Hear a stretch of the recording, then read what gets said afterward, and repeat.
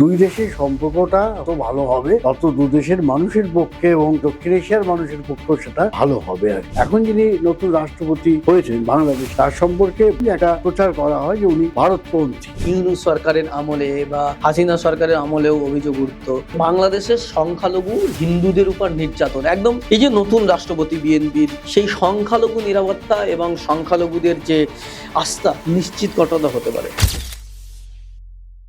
BNP আসার পর থেকে হিন্দু ভোটার এবার পুরোপুরি বিএনপিতে শিফট করেছে, ফলে হিন্দু মানুষদের আস্থা না থাকলে তো তারা ওনাকে ভোট দিত না। রংপুরে যে রিসেন্ট যে ঘটনা ঘটলো, একটা সপরিবারের পুরো পরিবারকে 4 জনকে পুরো খুন করা হয়েছে। এই ঘটনাকে কেন্দ্র করে ভারতীয় মিডিয়ার একটা অংশ বা বাংলাদেশের মিডিয়ার একটা অংশ আমরা দেখেছি, যেটা বারবার দেখানোর চেষ্টা করছে যে হিন্দুদের জন্য বাংলাদেশ নিরাপদ নয়, হিন্দুদের জন্য এটা বাংলাদেশ নয়। এই বিষয়টা কিভাবে দেখেন আপনি? এরকম অনেক জায়গায় অনেক পকেট পাবে যেখানে এখনো কিন্তু হিন্দু সংখ্যাগরিষ্ঠ আছে। দেখুন, এখনো পর্যন্ত যে খবর পাওয়া যাচ্ছে এবং সেখানে যিনি সিআইডি যিনি দায়িত্বে ছিলেন তিনিও কিন্তু একজন হিন্দু। এই লাস্ট যে নির্বাচন হয়েছিল বাংলাদেশে, সেইখানে কিন্তু ফখরুল সাহেবের মূল যে ভোটার, উনি যে ভোটে জিতেছে, সেই জেতার পার্সেন্টেজ গুলো দেখেন, এটা কিন্তু মূলত উনি হিন্দু ভোটে জিতেছে। এবং গান্ধীজি যখন মারা গিয়েছিলেন না, তখন রেডিওতে ঘোষণা করতে বাধ্য হয়েছিল যে কোনো মুসলমান সম্প্রদায় গান্ধীজিকে মারেনি। আপনারা অনেকেই জানেন যে রিসেন্টলি বাংলাদেশের রাষ্ট্রপতি নির্বাচন হয়েছে, আর সেখানে রাষ্ট্রপতি নির্বাচিত হয়েছেন বাংলাদেশের বিএনপি পার্টির যিনি মহাসচিব ছিলেন মির্জা ফখরুল ইসলাম আলমগীর, তিনি। আর বাংলাদেশের নতুন রাষ্ট্রপতি হওয়ার পর ভারত বাংলাদেশের সম্পর্ক কতটা এগোতে পারে, কি হতে পারে ভারত বাংলাদেশের সম্পর্ক, এই নিয়ে আজ আমরা কথা বলবো। আর এই নিয়ে আমরা যার সঙ্গে আলোচনা করব তিনি এই মুহূর্তে আমাদের সঙ্গে আমাদের স্টুডিওতে রয়েছেন, বিশিষ্ট ব্যক্তিত্ব, documentary film maker Soumitra Dastidar. প্রথমে আপনাকে জিআইতে স্বাগত জানাচ্ছি। ধন্যবাদ ভাই।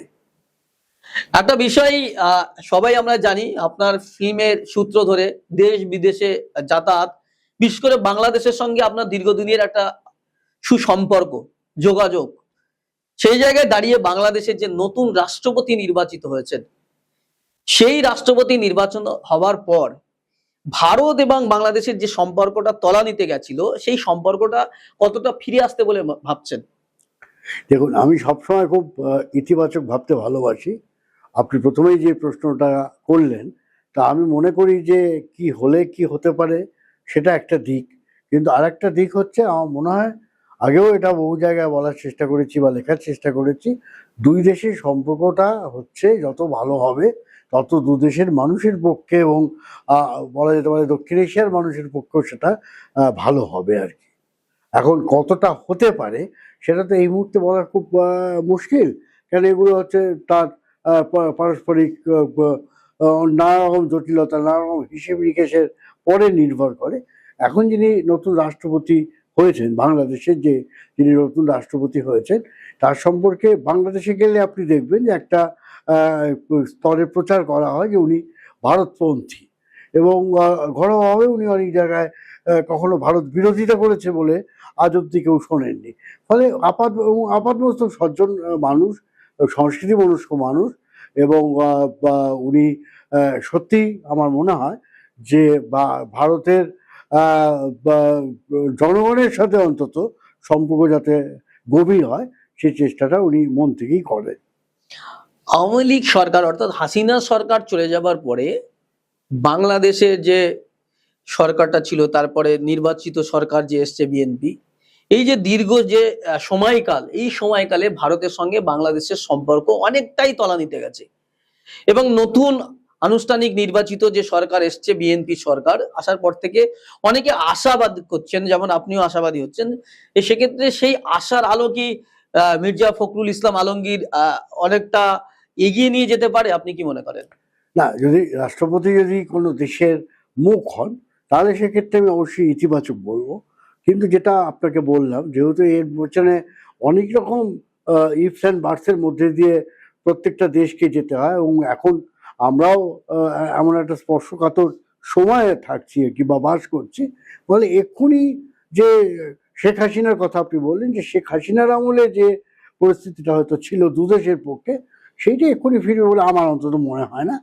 আগামী দিনে হয়তো, এবং কিন্তু এটাও ঠিক কথা, আপনি যদি কয়েকদিনের মধ্যেও সব পরিস্থিতি দেখেন যে মাননীয় প্রধানমন্ত্রী বাংলাদেশে তারেক রহমানকে আনার জন্য ভারতেরও অনেকেই চাইছেন যে তিনি ভারতে আসুন, ভারত সফর করুন, এবং তিনি কূটনৈতিক এবং অন্য মন্ত্রী পর্যায়ে তিনি কথাবার্তা বলুন যে দু দেশের অর্থনৈতিক সাংস্কৃতিক সম্পর্ক কিভাবে উন্নতি হতে পারে আর কি। এই চাওয়াটা নিঃসন্দেহে ভালো লক্ষণ আর কি ভারতের পক্ষে। ভারতের দিক দিয়ে যদি বলেন ভালো, বাংলাদেশের তো আমি আগেই বললাম আর কি, যদি হয় এটা হলে ভালো হয়, কিন্তু হবেই এটা আমি এখনো নিশ্চিত আপনাকে বলতে পারছি না। একটা বিষয় যেটা ছিল ইউনূস সরকারের আমলে বা হাসিনা সরকারের আমলেও অভিযোগ উঠত, সেটা যে বাংলাদেশের সংখ্যালঘু হিন্দুদের উপর নির্যাতন, একদম একদম শব্দটা ব্যবহার করে বলা হতো যে বাংলাদেশের সংখ্যালঘু হিন্দুদের উপর নির্যাতনের যে দাবিটা বারবার করা হতো। এই যে নতুন রাষ্ট্রপতি বিএনপির ফখরুল ইসলাম আলমগীর তিনি হবার পরে সেই সংখ্যালঘু নিরাপত্তা এবং সংখ্যালঘুদের যে আস্থা নিশ্চিত কতটা হতে পারে? দেখুন, আপনি যদি বিশেষ করে ফখরুল সাহেবের জায়গাটা বলেন, আপনি যেহেতু নাম করে বলছেন আর কি, সেটা যারা ঠাকুরগাঁয় যে কেন্দ্রে উনি জিতেছিলেন, এখন তো উনি পদত্যাগ করে রাষ্ট্রপতি হয়েছেন, কিন্তু তার কয়েকদিন আগেও, রাষ্ট্রপতি হওয়ার আগেও যদি ঠাকুরগাঁয়ের যে কোনো মানুষকে যদি আপনি জিজ্ঞেস করেন, এই লাস্ট যে নির্বাচন হয়েছিল বাংলাদেশে, যেখানে বিএনপি ক্ষমতা এসেছিল যে ভোটের জিতে আর কি, সেইখানে কিন্তু ফখরুল সাহেবের মূল যে ভোটার, তাদের মধ্যে কিন্তু অধিকাংশই ছিলেন মানে উনি যে ভোটে জিতেছেন, সেই জেতার পার্সেন্টেজগুলো দেখেন, সেটা কিন্তু মূলত উনি হিন্দু ভোটে জিতেছেন। ফলে উনি যখন হিন্দু ভোটে জিতেছেন, ফলে হিন্দু মানুষদের আস্থা না থাকলে তো তারা ওনাকে ভোট দিত না আর কি। বেশ। বাংলাদেশের যে পরিস্থিতি, তার মানে ওভারঅল যেটা দেখা যাচ্ছে, আপনি বলছেন যে রাষ্ট্রপতি ফখরুল ইসলামের ক্ষেত্রে যেটা আপনি বললেন, তাহলে সেইটা কি পুরো বাংলাদেশের একই চিত্র তিনি তৈরি করতে পারবেন, তিনি যেহেতু রাষ্ট্রপতি নির্বাচিত হয়েছেন? দেখুন, এটা একটা তো প্রভাব থাকেই। প্রথম কথা হচ্ছে যে বিএনপি আসার পর থেকে হিন্দু ভোটটা এবার পুরোপুরি বিএনপিতে শিফট করেছে। আমি পার্সেন্টেজ যদি আপনি দেখেন, এটা যে কোনো জায়গায় আপনি কিন্তু দেখিয়ে দেওয়া যায়। এটার জন্য এত খুব বেশি মারামারি তর্কাতর্কি করার কোনো জায়গা নেই। যে বিএনপি এবার সামগ্রিক সাফল্য পেয়েছে, তার একটা বড় কারণ হচ্ছে হিন্দু ভোটের একটা বড় অংশ, সংখ্যাগরিষ্ঠ অংশই কিন্তু বিএনপির পক্ষে গেছেন। এবং দেখুন, আজকে এত কাণ্ডের পরেও কিন্তু বিএনপিতে একজন প্রভাবশালী ক্যাবিনেটে নেতা, সংস্কৃতি মন্ত্রী, তিনি কিন্তু স্বয়ং হিন্দু নিতাই রায়চৌধুরী, মাননীয় নিতাই রায়চৌধুরী। ফলে এরকম অনেক জায়গায় দেখা যাবে যে হিন্দুদের একটা প্রভাব কিন্তু আছে। এবং আপনি যদি যে কোনো সময়, তো আগামী দিনে ধরুন দুর্গা উৎসব হবে আর কি, পুজো বলুন, দোল বলুন, রথযাত্রা বলুন, সব জায়গায় কিন্তু একটা সহাবস্থানের ছবি আছে। এখানে বসে যতটা বলা হয়, আপনি যদি আমার দেখুন, সংখ্যালঘু ব্যক্তিগতভাবে যদি আপনি আমার জিজ্ঞেস করেন, সব জায়গায় খানিকটা মানসিক দুশ্চিন্তা থাকে, খানিকটা সমস্যা থাকে, খানিকটা অসুবিধা থাকতেই পারে, বা আছেও হয়তো, কি সারা গোটা পৃথিবীতেই আপনি যদি দেখেন আর কি। হ্যাঁ, ভারতের আপনি যদি বলেন, অবশ্যই এই মুহূর্তে অন্তত সংখ্যালঘুদের সমস্যা তো আছেই, কিন্তু তা সত্ত্বেও আমি বলবো বাংলাদেশের সংখ্যালঘুরে, দেখুন, এই প্রশ্নটা আমি অনেক সময় করার চেষ্টা করি, খুব স্পেসিফিক করার, যে আমি এই গত যখন শেষবারের যখন গেছিলাম আপাতত, সেটা হচ্ছে আমি কিন্তু দক্ষিণবঙ্গ, আপনি নড়াইল বলুন, আপনি যদি বেনাপোল বলেন, আপনি সাতক্ষীরা বলেন, ওই সব জায়গায় কিন্তু এবারেও ভোটে কিন্তু জামাতে ইসলাম জিতেছে। এবং ন্যাচারালি জামাতকে তো বলাই হয় যে তারা হচ্ছে যে মুসলিম ভোটটাকে তারা কন্ট্রোল করেছে আর কি, অন্তত দক্ষিণবঙ্গে আর কি। কিন্তু আপনি দেখবেন সেখানেও অনেক নতুন নতুন মন্দির তৈরি হচ্ছে।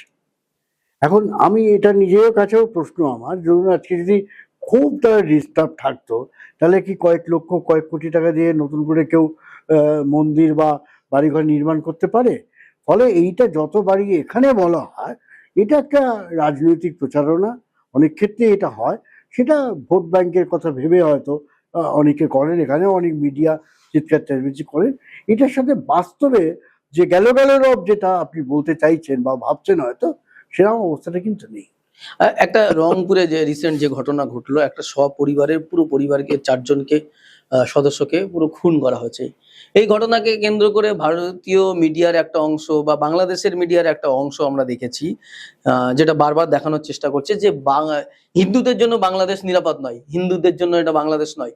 মানে এই যে মিডিয়ার যে দেখানো, এই বিষয়টা কিভাবে দেখেন আপনি? দেখুন, আমি তো প্রথম থেকেই আপনাকে বলার চেষ্টা করছি, সেটা হচ্ছে যে দেখুন, এই যে ঘটনার কথা আপনি বললেন, আমি যতটুকু জানি ওই জায়গাটা হচ্ছে সংখ্যাগরিষ্ঠ হিন্দু এলাকা, মেছুয়া, রংপুরের যে জায়গাটা আর কি, একদম। হ্যাঁ। তো ফলে এরকম দেখবেন আপনি, যেটা আমাদের এখানে প্রচারই হয় না। আপনি যদি আপনি বরিশালে যান, বরিশালের স্বরূপকাঠিতে দেখবেন এখন এমনও 36-37টা হিন্দু গ্রাম আছে যেখানে কিন্তু হিন্দুরা বিপুল পরিমাণে তারা আছেন আর কি, দিব্যি তারা আছেন। কেন, 36-37টা গ্রাম তো জনসংখ্যার দিক দিয়ে খুব একটা কম কিছু না। আপনি যদি 96 গ্রাম যান, আপনি যদি যশোরের 96 গ্রামে, যশোর সাতক্ষীরার সীমান্ত এলাকায় যদি ওই 96টি গ্রামে যান, এই 96টা গ্রাম তো হিন্দু অধ্যুষিত গ্রাম আর কি। এরকম অনেক জায়গায় অনেক পকেট পাবে যেখানে এখনো কিন্তু হিন্দু সংখ্যাগরিষ্ঠ আছে।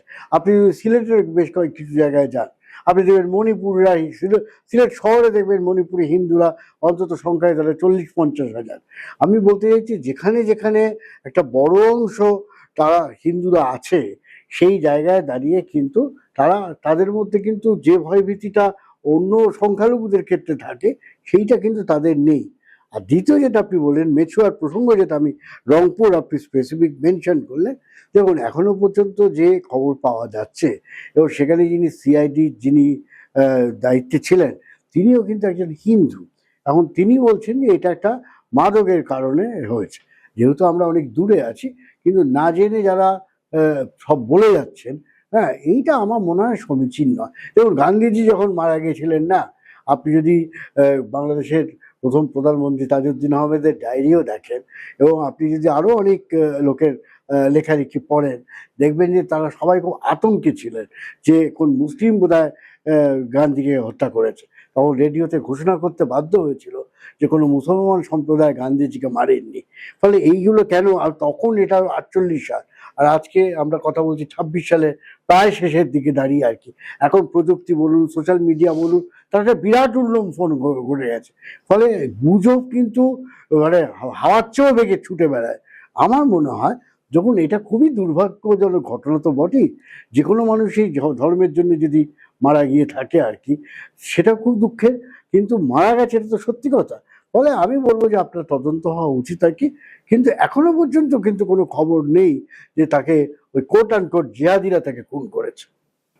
অসংখ্য ধন্যবাদ আপনার মূল্যবান সময় দেওয়ার জন্য। প্রিয় দর্শক, আমরা এতক্ষণ ধরে কথা বলছিলাম সৌমিত্র দস্তিদার স্যারের সঙ্গে। তিনি বিভিন্ন সময় বিভিন্নভাবে বিভিন্ন বিষয়ের উপর ডকুমেন্টারি ফিল্ম করেছেন এবং প্রচুর লেখা বইপত্রও লিখেছেন, এবং তিনি সবসময় সংবাদ জগতের সঙ্গে, সাহিত্য জগতের সঙ্গে জুড়ে রয়েছেন, আমাদের সঙ্গেও রয়েছেন।